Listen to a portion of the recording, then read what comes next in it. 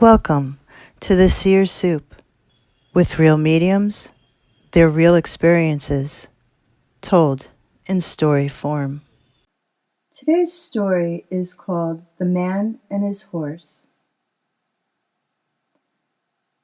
It was another warm summer day, and my family packed up the car and headed hours away to my favorite place, my uncle's farm. This farm was magical, and to this day I often think back to my visits there. It's where my father's side of the family gathered every summer. Lots of aunts, uncles, and 14 cousins. But not everyone visited every time, but it was a mixture each year. It was a glorious time for me, a week or sometimes more of unlimited outdoor fun. You see, the farm was an endless adventure from one moment to the next. It had a big old farmhouse built in 1881. I could never forget that because the numbers were made out of wrought iron and hung on the front of the house between the second floor windows and the rooftop. I always knew we were getting close when the tires hit the dirt road, flinging rocks up and dust under the car, making tings and pings, leaving a trail of brown cloud behind us. I would get excited and feel the anticipation while looking out the back windows. Passing the pole barn on the right side, next the main barn on the left side, and then bam! The long gravel driveway with pine trees lining each side like soldiers that were being called to attention. As soon as the car would stop, I would race out and say hello to my uncle and my grandmother as they came out to greet our family. I would leave the adults behind. They would start to talk about the traffic and how long it took them to get there. I would run up and jump the blue slate steps to the old wooden porch and open the full-size screen door that forever creaked and when you closed had a loud slam if you didn't hold it. The house was alive. It's like it had feelings of its own and its own very stories to tell. The smell was like going into an antique shop or an attic with beloved belongings.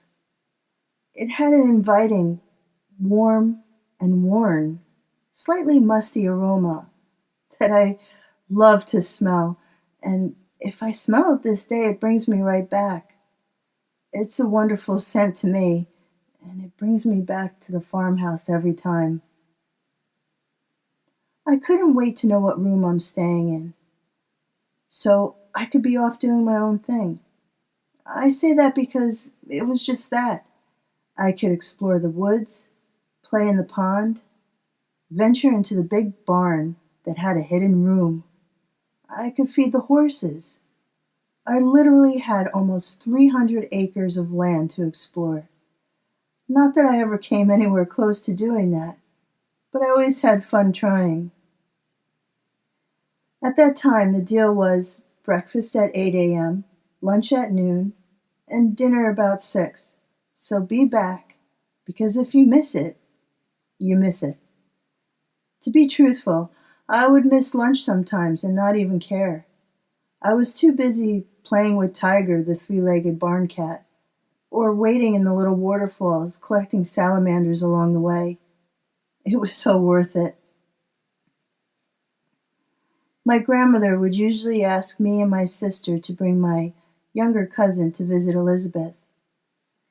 She was an older woman that lived up a hill. I was always happy to see Elizabeth, and whenever we were there, she would show us all the new animals that she got. The walk was easy. You go right out the driveway, at the fork in the road, go to the left, past the pole barn, until you get to the first right.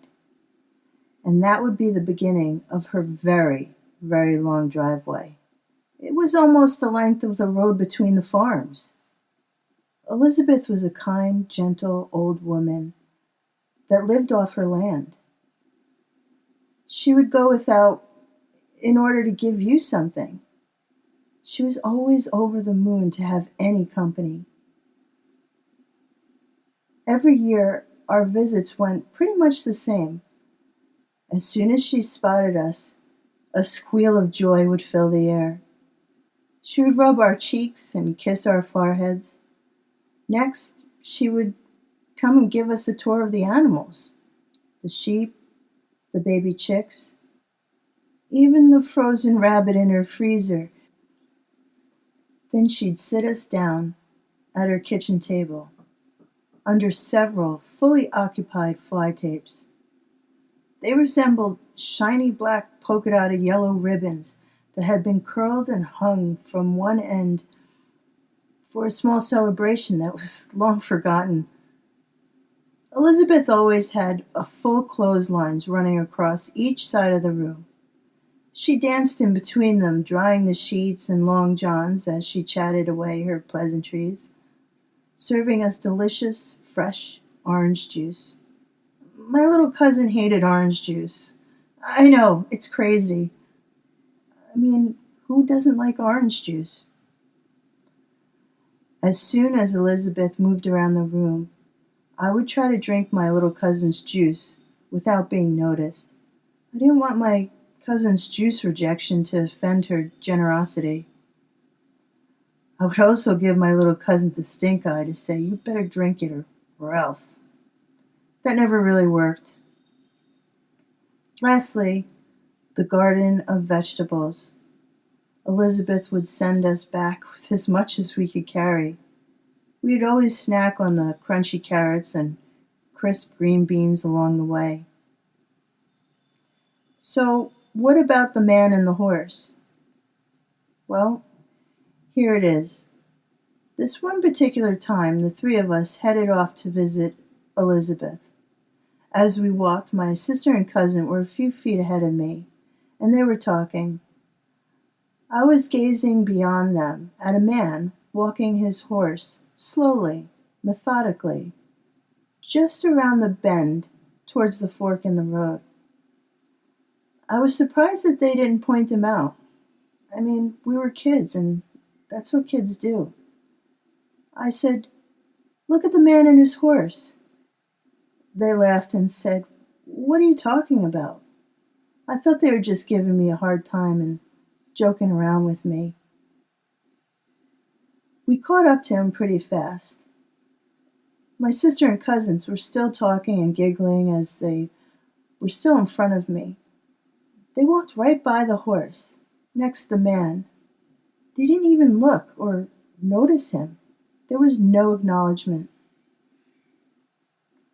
I was still behind them, and as I walked past, I thought how beautiful this massive, dark horse was, with his head bobbing up and down to match his slow stride.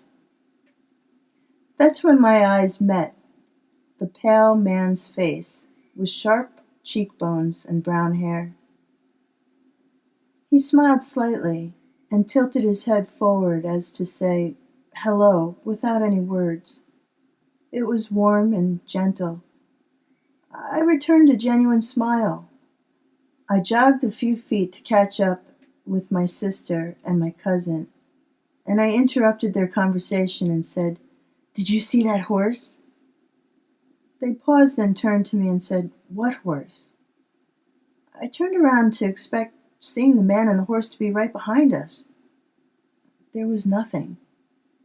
Nothing was there. They chuckled and turned around and continued to walk up the hill.